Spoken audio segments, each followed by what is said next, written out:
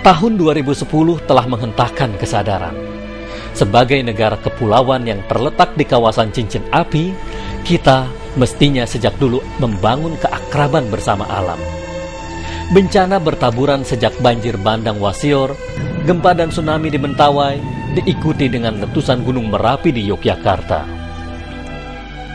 Di antara pelbagai peristiwa itulah, kita masih bisa menemukan solidaritas dan perihal-perihal kudus hadir bercengkerama memeluk mereka yang tengah diterjang nestapa. Di tengah duka itu, kita bisa merasakan persentuhan hangat yang menerabas sekat-sekat yang sebelumnya berdiri tegak, memisahkan nasib dan keberuntungan satu manusia dari manusia lainnya. Mereka yang sebelumnya tak saling mengenal disatukan oleh sejenis keluhuran, mengirimkan sepotong pesan bahwa duka di Wasior, Mentawai, dan Gunung Merapi adalah duka bersama, duka kita semua. Hal yang justru seringkali tak sanggup kita mengerti adalah tingkah banal sejumlah petinggi yang menganggap perjalanan ke luar negeri lebih penting dibanding mengurus kampung halaman sendiri yang tengah digulung awan panas dan gelombang tsunami. Seunggun alasan diumbar dan berakhir menjadi seonggok kata yang membinasakan akal sehat dan nurani yang waras. Kita membutuhkan pemimpin-pemimpin politik, bukan sekumpulan badut pandir berperangai tamak. Kita membutuhkan politisi yang mengusung dedikasi, bukan mereka yang sekedar gemar berekreasi. Barangkali inilah tragedi yang sesungguhnya, yakni ketika bencana bertalu-talu terjadi, para politisinya justru tengah asik menikmati pelesiran ke negeri Turki. Ukuran minimal untuk memperlihatkan beretika tidaknya satu bangsa adalah ketika ada bencana. Itu menunjukkan solidaritas secara emosional masih kuat. Tapi kita lihat kontrasnya justru bahwa tesis kedaruratan menghasilkan solidaritas hanya ada di kalangan rakyat itu. Golongan elit tidak peduli itu. Ketika bencana terjadi di mana-mana, yang menjadi concern adalah studi banding yang hanya sekedar membanding-bandingkan harga tapi tidak melakukan studi, kan? Para politisi justru pergi menikmati kegembiraan politik yang sekaligus sebetulnya adalah upaya pemborosan anggaran negara. Kemudian juga bagaimana mereka cuma memikirkan kemewahan gedung dan bagaimana juga meningkatkan tunjangan-tunjangan seperti itu. Nah, ini sekedar memperlihatkan bahwa mereka yang dipilih sebetulnya oleh publik yang tadinya adalah pengemis suara rakyat pada akhirnya meninggalkan rakyat dan berubah jadi majikan yang menghambur-hamburkan uang rakyat. Pada waktu pemilu mereka mengemis suara rakyat, ketika rakyat dalam bencana mereka tinggalkan komitmen itu. Itu menunjukkan bahwa mereka tidak betul-betul sebagai anggota Dewan Penyelenggara Negara menghayati satu pesan yang pokok di dalam pembukaan Undang-Undang Dasar 45 bahwa negara hendak mewujudkan satu keadilan sosial. Artinya harus sama rata, harus sama rasa, empati yang kuat. Jangan hanya anggota Dewan ataupun penyelenggara negara yang dapat untung terus, tapi rakyat kemudian buntung terus. Kita mengenali keadilan tak lagi punya banyak sekutu di negeri ini. Kita juga nyaris tak tahu lagi hukum ini ditegakkan untuk kepentingan siapa. Mereka yang dengan bangga menyebut diri sebagai wakil rakyat justru kerap mencipta jarak yang teramat jauh dari yang diwakilinya. Otentisitas musnah.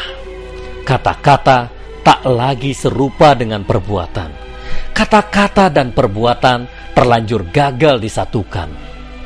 Cerita tentang pemimpin yang memuliakan rakyatnya mestinya tak hanya kita temukan di dalam mitos dan negeri dongeng. Kalau Bung Hatta mengatakan kan, bukan karena ayam berkokok matahari terbit, tapi karena matahari terbitlah ayam berkokok. Artinya wakil rakyat yang jangan cuma bisa omong, tetapi yang penting harus menyelami kenyataan kebatinan rakyat di mana ada aspirasi yang tidak mampu menyuarakannya. Wakil rakyat bisa empati kemudian menyuarakan aspirasi itu.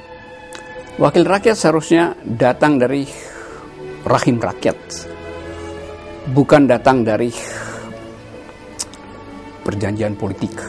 Jadi demokrasi selalu hanya bisa dirawat kalau si wakil rakyat betul-betul mengucapkan keadilan sebagai habits of the heart, sebagai kebiasaan dari dalam hatinya itu. Generasi awal para perumus konstitusi kita itu adalah generasi emas, para pendiri bangsa yang betul-betul menunjukkan suri teladan yang sangat luhur. Kita sebut the golden age of democracy pada tahun-tahun 50-an.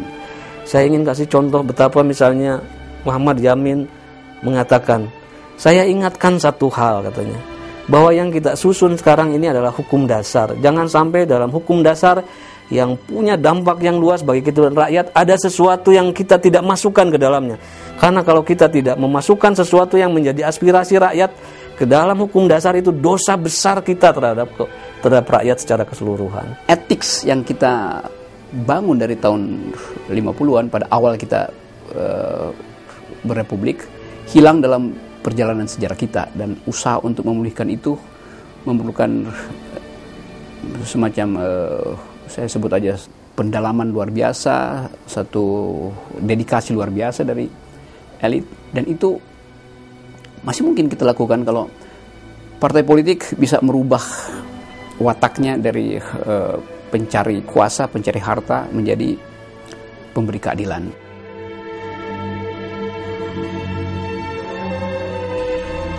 Pemilihan umum berlangsung 5 tahun sekali. Dalam prosesi yang memakan biaya tinggi itu, rakyat tak sekedar menyerahkan mandat, tapi juga sebilah kesempatan untuk memastikan mereka yang hidup tanpa etika tak boleh lagi bercokol di puncak tampuk. Tantangan besarnya barangkali terletak pada kebiasaan buruk kita yang terlalu mudah lupa pada sejarah, terlalu mudah lupa pada pengkhianatan bertubi-tubi para petualang politik yang ketika sudah duduk tak tahu lagi bagaimana caranya berdiri. 2 kali pemilihan umum seharusnya menyiksa mental rakyat, artinya membuat rakyat jerah. Tetapi saya menduga bahwa praktek politik uang masih akan dilakukan. Saya menduga bahwa praktek politik yang didasarkan pada agama masih akan dilakukan. Soal-soal semacam itu sebetulnya biasa, normal. Yang berbahaya adalah kalau seluruh demokrasi diletakkan pada kemampuan orang untuk mengakumulasi kesolehan dan kemampuan orang untuk menyebarkan uang. Dalam perulangan pemilu itu semacam yardstick, semacam ukuran untuk mengukur apakah seseorang pantas untuk terus dipertahankan sebagai wakil rakyat atau sebaiknya dieliminasi saja. Rakyat tidak menjadikan pemilu sebagai sarana untuk menghukum para politisi yang tidak bertanggung jawab, tapi sekedar untuk mencari uang-uang recehan misalnya, yang itu kemudian berdampak kumulatif bagi kesengsaraan dirinya 5 tahun berikutnya, karena akan memilih pemimpin-pemimpin sama yang tidak bertanggung jawab, tidak amanah. Kita masih percaya pada demokrasi. Kita jangan pernah berdamai dengan kezaliman, pernah berdamai membiarkan, artinya sesuatu keburukan tetap bertahap. Satu-satunya cara untuk membantu kejahatan menang adalah dengan berdiam diri.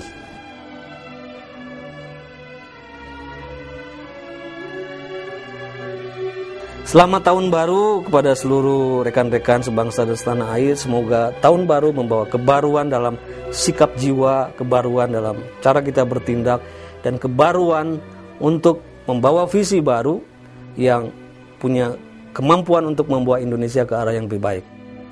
Rakyat Indonesia, saya mengucapkan selamat tahun baru, dan saya percaya bahwa di dalam kecerdasan rakyat Indonesia terletak masa depan Indonesia.